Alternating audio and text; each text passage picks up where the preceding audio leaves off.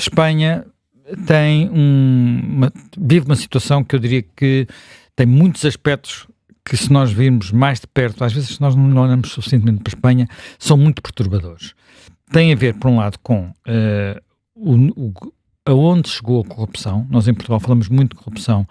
Devo dizer que em Espanha, nos últimos décadas, a corrupção tocou tudo, praticamente. Portanto, as autonomias, os principais partidos, vários partidos políticos que nem sequer já são os principais. Portanto, aquilo é praticamente tudo. E, desse ponto de vista, há um regime que está muito tocado. Mesmo aqueles que se apresentaram anti-regime, todos eles foram tocados de uma forma ou outra. E estou a falar de valores, muitas vezes, muito grandes. Estou a falar de coisas que meteram também a banca. Meteram a banca nacional e a banca regional. Tudo ao longo das últimas décadas. E agora, mais recentemente, em Espanha não se fala de outra coisa, porque isto está, de novo, e talvez como nunca esteve antes, literalmente no coração do poder, por via do primeiro-ministro, ou presidente do governo, como nós chamamos em Espanha, Pedro Sánchez. Portanto, que é um homem cercado, em muitos aspectos, isolado, mas também entrincheirado. Portanto, e como entrincheirado, dificilmente se vê como é que iremos ultrapassar esta situação. Os casos mais recentes tocam diretamente o círculo político mais próximo. Portanto, tocam um antigo ministro dos Transportes, Abalos, um assessor desse ministro, Koldos, e um secretário da organização, portanto, que é uma espécie portanto, enfim, comparando com o nosso PSD, termos o presidente do partido e o secretário-geral, comparando no Partido Socialista é um bocadinho diferente, mas é, digamos, a pessoa que estaria como Jorge Coelho para António Guterres, digamos assim, tanto que é o Cerdán. Talvez isso torne a ideia mais clara de qual é o tipo de relação que existe. Portanto, e estes três pessoas foram envolvidos num escândalo que tem a ver, que não se sabe bem onde é que vai acabar, porque envolve pagamento de comissões, favorecimento de negócios públicos, pressão sobre... que pode chegar ao ponto de manipulação da eleição que permitiu a Sánchez ser o líder do Partido Socialista espanhol. E uma coisa que já se passou bem lá atrás, porque há gravações de ligação, mete a papeleta na urna, se eles não aparecerem para votar, coisas desse género.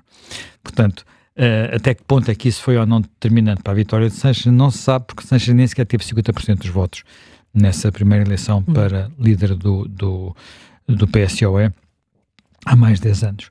Portanto, isto num quadro onde há muitos outros casos, alguns deles muito arrepiantes. Por exemplo, há situações em que aparece uma senhora, que agora dizem que é apenas uma militante de base do PSOE, a procurar, com conversas, no sentido de procurar encurralar pessoas da Guarda Civil e dos juízes que estavam a investigar estes casos. Porque estes casos há mais casos além destes, não é? Há os casos que envolvem a mulher de Sánchez. A propósito, quando isto se tornou público, ele fez uma espécie disse, vou-me demitir, vou-me embora. Depois fez ali um momento de reflexão. Vou refletir. Teve muito tempo em reflexão. Depois refletiu e ficou. Portanto, foi um número, eu diria, foi mais um número de circo, muito sanchista, muito à moda dele.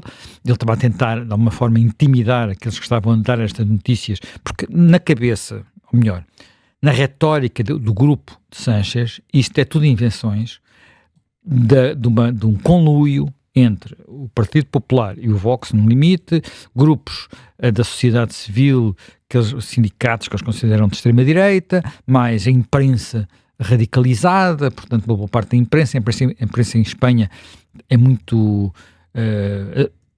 mais assumidamente, digamos, alinhada do que aqui em Portugal. Eles também acusam a imprensa, sendo que a imprensa há muitas investigações que passaram por órgãos digitais apenas, sobretudo. Portanto, eles acham que tudo isto são conluios, combinações, cabalas, e uma espécie de entrincheiramento dos eleitores e do partido contra os que estão de fora e que nos querem derrubar e querem derrubar o nosso líder. Depois já falamos um bocadinho melhor disso. Portanto, só que os casos vão-se multiplicando. Portanto, há o caso da mulher de Sánchez, há o caso do irmão de Sánchez, esse com uma história aqui que até mete Portugal, porque ele está aqui na fronteira, em Badajoz, mas depois vivia em Elvas, e há uma coisa que circula por aí, que toda a gente pode ter visto, que é um interrogatório que foi feito por uma juíza sobre o trabalho que ele teria na Câmara de Badajoz, e ele nem sabe onde é que é o gabinete. Portanto, nem sabe qual é o gabinete, não sabe descrever as suas funções, não sabe explicar porque é que vivia em Elvas e tinha um cargo público em Badajoz. Portanto uma quantidade digamos, é paradoxal, quer dizer, todo aquele vídeo é surreal. Portanto, isto é o dia-a-dia. Todos os dias a gente abre a imprensa espanhola, olha para as capas, vê, não sei disto. Com os jornais, como eu disse, também eles um pouco entrincheirados, uns que estão sempre para o ataque, outros que estão sempre à defesa, esse é outro tema. E depois, como disse, há ainda algo que é profundamente diferente de Portugal. E desse ponto de vista, eu creio que é dos aspectos, a meu ver, mais preocupantes. Há duas coisas que são profundamente diferentes de Portugal. A primeira é, em Espanha, há um problema nacional e partidos nacionalistas regionalistas que têm uma agenda muito própria, que muitos deles até diríamos que ideologicamente se situam à direita, mas que pela sua agenda nacionalista e por questões que têm a ver com a história de Espanha, já lá vamos, acabam por se entrincheirar junto daqueles que lhes puderem dar alguma coisa. Portanto, com uma agenda que no essencial, estamos a falar sobretudo do País Basco e da Catalunha, com agendas que são muito egoístas, muito reivindicar para nós autonomia fiscal, autonomia de não sei quantas outras coisas, a um ponto que aquilo que, enfim, que é natural num país, num Estado, que é haver solidariedade entre as diferentes regiões, as mais pobres, as mais ricas, em Espanha está praticamente já destruído. Também é verdade que estas duas regiões, País Basco e Catalunha, que chegaram a ser as mais ricas de Espanha, já não são. Também perderam isso por causa de toda esta efervescência. Hoje em dia Madrid, claramente, não era, aqui há 30 ou 40 anos, a região destacadamente mais rica.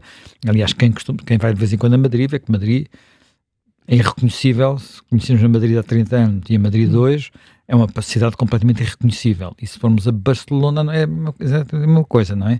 É reconhecível ao contrário. É reconhecível ao contrário, portanto, não é exatamente a mesma coisa. Portanto, tem havido uma evolução muito contrastante e a verdade é que o sistema político em Espanha permite que estes partidos sejam, como por assim dizer, sobre-representados. Eles têm um voto muito concentrado nas respectivas regiões, falamos sobretudo dos partidos bascos e catalães. Portanto, em cada destas regiões podemos dizer que há partidos mais à esquerda e partidos mais à direita. Portanto, habitualmente isto poderia permitir alinhamentos normais em Espanha, não tem permitido porque, por razões históricas, a direita espanhola é nacionalista, quer dizer, não posso dizer madrilista verdadeiramente, mas é nacionalista no sentido de preservar a Espanha, e estes partidos, até pelo que se passou na Guerra Civil, quer na Catalunha, quer no País Basco, mesmo os partidos de direita têm uma relação complicada com Madrid e, portanto, isso permite que eles, em vários momentos da história política de Espanha, isso não foi sempre assim, mas com alguma facilidade podem encostar-se ao Partido Socialista, sobretudo se tiverem sob o Partido Socialista poder de chantagem. E o poder de chantagem neste momento trata-se de um governo que não é maioritário e que depende do voto de uma miríade, literalmente uma miríade de pequenos partidos à sua esquerda, já foram grandes, como o Podemos, já não são, ou de partidos regionalistas, portanto, variados, que no limite há partidos que elegem só um deputado. Enfim, eles até perderam algum espaço no Parlamento na última eleição e não são da Catalunha. Bem, mas isto faz com que, como a maioria de por 1, 2, 3 votos, um partido que tem 4 ou 5 deputados pode exigir o céu, sobretudo se o poder central estiver enfraquecido politicamente, como é o caso, não é? Como é o caso. Neste momento, Sánchez está isolado até dentro do Partido Socialista Espanhol, Partido Socialista Operário Espanhol, não só pela crítica que lhe é feita pelos seus líderes históricos, caso de Filipe González, quer pela crítica que lhe é feita pelos chamados barões. E os barões não são... Os barões são os líderes regionais, alguns deles presidentes de região, que tem o verdadeiro poder, um poder real, não são grandes câmaras, são regiões de Espanha, e que, estamos a falar da Catalunha, por exemplo, estamos a falar de Castilla-La Mancha, por exemplo. Portanto, o PSOE perdeu imensas regiões nas últimas eleições autonómicas. Mesmo assim, conservou polos importantes e estas pessoas têm muito peso. E, portanto, aqui há uma tensão também dentro do Partido Socialista. O Sanches vai falar hoje outra vez, penso que é sobretudo por causa disto, de anunciar quando é que há o Comitê Nacional do... E estará a antecipar uma remodelação naquilo que são as cúpulas do PSOE. Pronto, tem que ser, não é? Porque o secretário da organização foi à vida, como se costuma dizer, não é? O número 2 do partido, ou o número 3, desapareceu nesta catombe. Ora bem, portanto, nós temos esta situação e depois temos uma coisa que me parece ser outra característica que regressa sempre nestas alturas, que é a percepção de que em Espanha há regressa com muita facilidade o discurso das duas Espanhas. Isto é uma coisa que vem do século XIX, vem do tempo, enfim, de várias guerras como no século XIX, também parecidas com algumas que houve em Portugal, como também houve guerras entre liberais e miguelistas, lá entre carlistas e liberais, portanto houve guerra nessa altura, da Guerra Civil, a ideia de que há uma Espanha vermelha e uma Espanha azul, enfim, já tem lá vários nomes, mas às vezes é azul, outras vezes é negra, outras vezes é o que quiserem. Negra tem o problema de se confundir às vezes com amarelo e vermelho, e negra era a cor dos anarquistas. Os anarquistas chegaram a ter muito poder em Espanha, sobretudo na Catalunha. Bem, portanto, mas há isto, quer dizer, esteve muito visível tipo de guerra civil, portanto, marcou de alguma forma todo o período do franquismo. A aposta da transição, 78, era superar estas divisões e permitir a regular funcionamento de uma democracia em que, com alguma naturalidade, partidos mais à direita, partidos mais à esquerda vão alternando no poder. E isto aconteceu, eu diria, sem grandes sobressaltos até ao 11 de março de 2004. Penso que não estou enganado na data. O que é o 11 de março de 2004? O 11 de março de 2004 é o grande atentado em Madrid. A Tocha. Em Atocha. Penso que foram centenas de mortos. Portanto, um atentado islamista, mas que condicionou de forma determinante, por erros cometidos por Aznar, a eleição que acontecia no fim de semana seguinte. Foi muito rápido a responsabilizar a ETA. Foi muito rápido, e depois houve ali uma aposta de Aznar em que teria sido mais um atentado da ETA, depois não era, e ele ficou em contrapé claramente, e portanto isso levou a uma mobilização, quer dizer, ele ia ganhar as eleições e perdeu-as, só que quem ganhou, o professor José Luís Zapatero, mudou um bocadinho o registro do consenso de 78, se quisermos, da alternância. Portanto, porque tinha sido uma vitória muito frágil, uma vitória muito inesperada, ele fez a primeira lei da memória histórica no sentido de dizer aquilo que em 78 se disse, nós temos um passado em que há muita coisa que aconteceu e, portanto, não vamos estar aqui, vamos superar o passado. Ele quis desenterrar o passado, portanto, e o passado é a Guerra Civil e o franquismo, portanto, vamos desenterrar o passado e vamos voltar com este tema todo.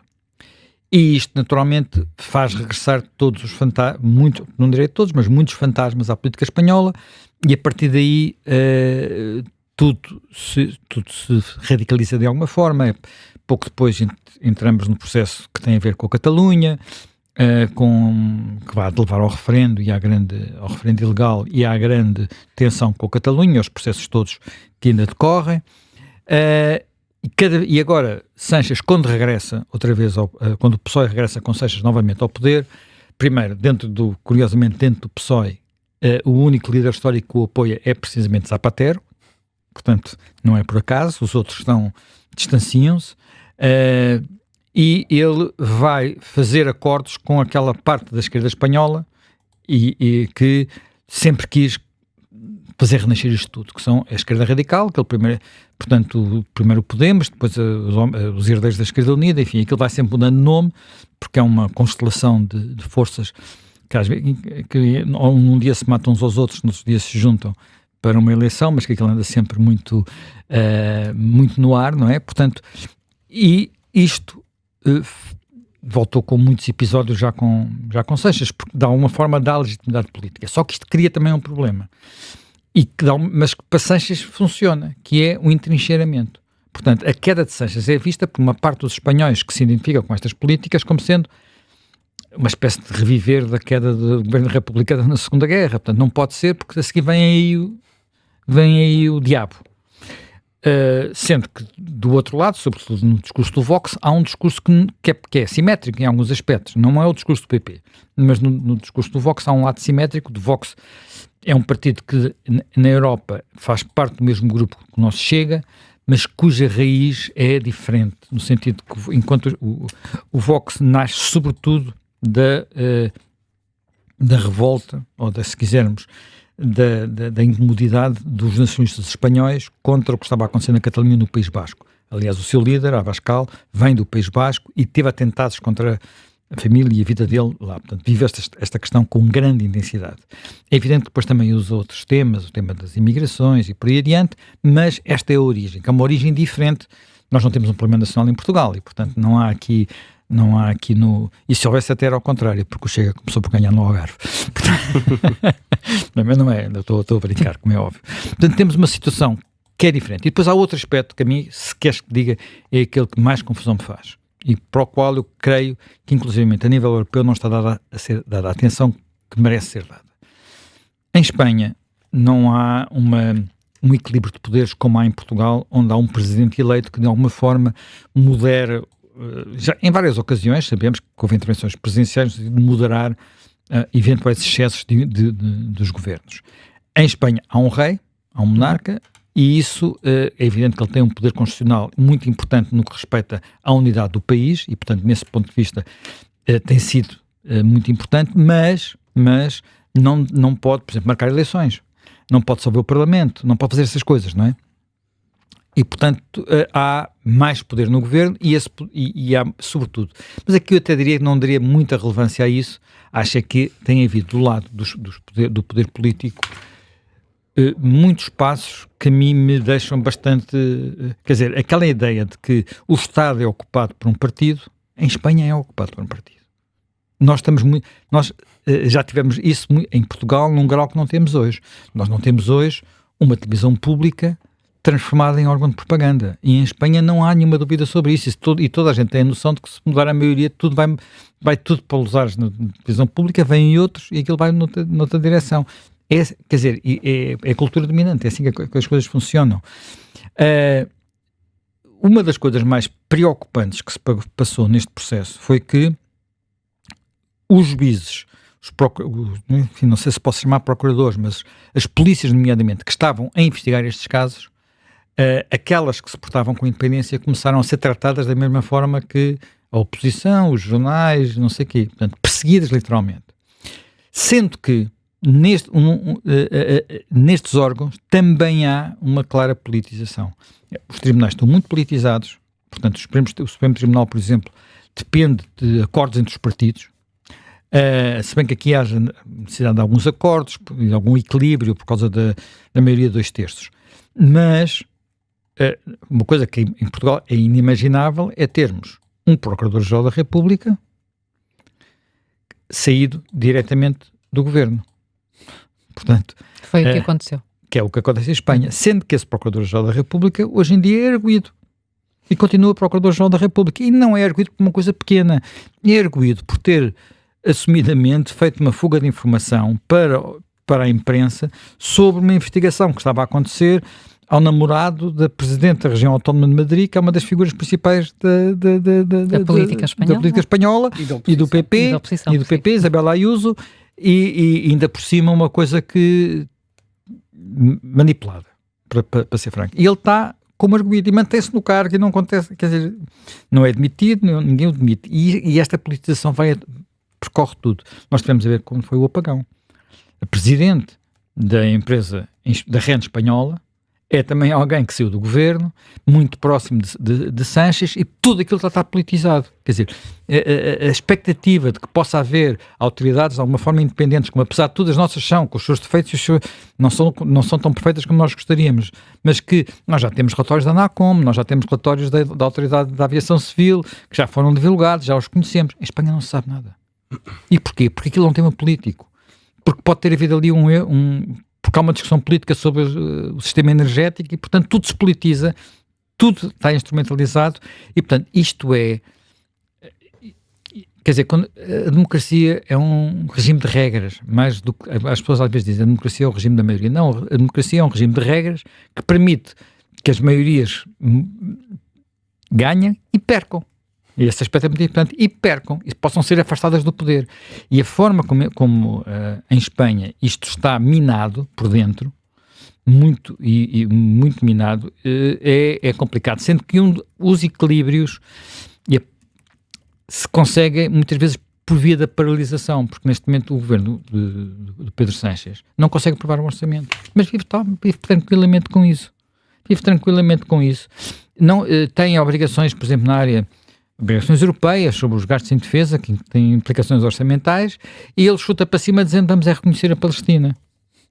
Portanto, faz digamos, um caminho político para agradar à sua base eleitoral, porque ele depende muito mais dos partidos extremistas, que têm um lado até mais extremistas que os portugueses, pelo menos na retórica, do que uma vez o António Costa dependeu da geringonça, mas muito mais. Ele depende simultaneamente de uma geringonça mais radicalizada e de um Frankenstein regionalista completamente instrumentalizado, porque uma parte desse acordo passa por impor uma amnistia que a União Europeia, no mínimo, está desconfortável, que já criticou. Portanto, de um senhor que está fugido em Waterloo, que é um sítio fabuloso para estar fugido, que é Puigdemont. Bem, isto, apesar da economia espanhola parecer andar um bocadinho à margem de todas estas turbulências, e ela está a andar... O que também é extraordinário. Portanto, bem, já houve grandes investimentos, até por causa de decisões políticas que foram tomadas que foram adiados, não terão corrido como podiam ter corrido. E há coisas que estão a voltar para trás, mas a economia espanhola ainda é mais superada do que a nossa pelo turismo, não é? Não tínhamos noção clara disso. Boa parte daquilo vem enquanto houver guerra para o outro lado da Europa e enquanto houver instabilidade na margem sul do Mediterrâneo, aqui a península está bem, não é? Porque isto está cheio de gente, enfim, as pessoas depois queixam-se, depois há manifestações e há nos locais turísticos em Espanha estão a acontecer coisas que ainda não aconteceram, não é? Portanto, de revolta contra os turistas. Portanto, é tudo... Assim, isto vai andando. Eu creio que isto é complicado mesmo para nós, até porque há noção de que é difícil sair disto. Porque nenhuma sondagem dá a percepção de que seja fácil construir uma alternativa. O sistema político está muito polarizado, muito mais polarizado que o nosso, entrincheirado e balcanizado. Portanto, a polarização em Espanha voltou em muitos aspectos. Portanto, há dificuldade em perceber como é que isto se vai ultrapassar, porque continua a haver partes do eleitorado que reagem, pavlovianamente. Vêm aí os vermelhos ou vêm aí os... E há muita rua. Há muita rua em Espanha. Mas isso até eu acho positivo. Sim. Eu gosto que haja rua e que as pessoas se manifestem. Sim. Mas em Portugal as pessoas não vêm para a rua. Lá os dois lados vêm para a rua, sempre vieram, e portanto isso é a parte até boa, porque aquilo não está escondido, está militante, está à vista, e há uma vivacidade desse ponto de vista. Mas do ponto de vista da estabilidade da península é preocupante. Sobretudo eu creio que não, ao contrário de algumas pessoas dizem, mas é outra discussão, não creio que nós ganhássemos alguma coisa se houvesse a pulverização do Estado espanhol.